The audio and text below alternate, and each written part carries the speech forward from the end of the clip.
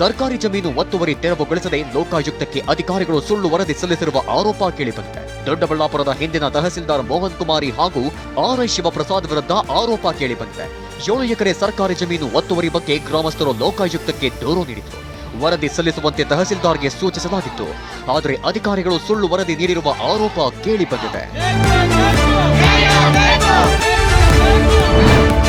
R V ರೋಡ್ನಿಂದ ಬೊಮ್ಮಸಂದ್ರದಲ್ಲಿ ಕಾಮಗಾರಿ ಮುಗಿದ್ರೂ ರೈಲು ಬಂದಿಲ್ಲ. ಹೀಗಾಗಿ ಸಂಚಾರಕ್ಕೆ ಇನ್ನೂ 6 ತಿಂಗಳು ಅಥವಾ 1 ವರ್ಷ ಕಾಯಬೇಕಿದೆ. 2023ರ ನವೆಂಬರ್ ಅಥವಾ ಡಿಸೆಂಬರ್ನಲ್ಲಿ ಚೈನಾದಿಂದ ಲೋಕೋ ಪೈಲಟ್ ರಹಿತ 2 ಮೆಟ್ರೋ ಬರಬೇಕಿತ್ತು. ಆದರೆ ತಾಂತ್ರಿಕ ಸಮಸ್ಯೆಗಳಿಂದ ರೈಲು ಇನ್ನೂ ಬಂದಿಲ್ಲ. ಹೀಗಾಗಿ ಮೆಟ್ರೋ ಸಂಚಾರ ವಿಳಂಬವಾಗಲಿದೆ.